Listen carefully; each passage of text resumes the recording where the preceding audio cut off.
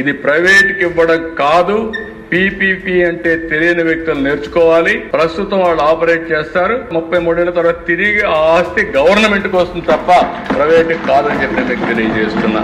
వైద్య కాలేజీల నిర్మాణం నిర్వహణకు సంబంధించి వైద్య ఆరోగ్యం పైన చర్చ సందర్భంగా వైసీపీ విష ప్రచారం పైన సీఎం చంద్రబాబు మండిపడ్డారు. వాస్తవాలను సభ ముందుంచారు. కాలేజీల నిర్మాణం, సీట్ల సంఖ్య, పేదలకు వైద్య సదుపాయాలు వంటి అంశాలను లెక్కలతో సహా వివరించడంతో వైసీపీ నేతల నోళ్లు మూతపడ్డాయి.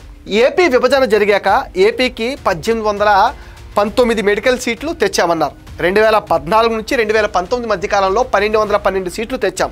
2024 నుంచి 25 ఏడాదిలో 607 సీట్లు తీసుకొచ్చామన్నారు. 2019 నుంచి 24 మధ్యకాలంలో జగన్ 452 సీట్లు మాత్రమే తెచ్చారని, వాస్తవాలు దాస్తే దాగవు అన్నారు.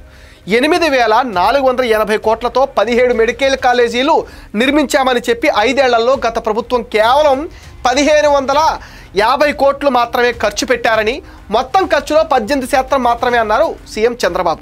కూటమి ప్రభుత్వం వచ్చాక 15 నెలల కాలంలోనే 787 కోట్లు పెట్టాం, ఇది 9% అన్నారు. గత ప్రభుత్వం కట్టినట్టుగా కాలేజీల నిర్మాణం చేపడితే మరో 15 సంవత్సరాల కాలం పడుతుందని, నిర్మాణ వ్యయం భారీగా పెరుగుతుంది అన్నారు. జగన్ ప్రభుత్వంలో ప్రతి కాలేజీలో 64 సీట్లు ఇస్తూ ఉంటే కూటమి ప్రభుత్వం 75 సీట్లు ఇస్తోందన్నారు. కన్వీనర్ కోటాలో అదనంగా 110 సీట్లు అందుబాటులోకి వస్తాయన్నారు. యూపీ, ఒడిశా, జార్ఖండ్ రాష్ట్రాల్లో పీపీపీ పద్ధతిలోనే మెడికల్ కాలేజీల నిర్మాణం చేపడుతున్నాయన్నారు. పీపీపీ అంటే ప్రైవేటీకరణ కాదని, 33 ఏళ్ల తర్వాత ఆ కాలేజీలను మళ్ళీ ప్రభుత్వానికి అప్పచెప్పాలన్నారు.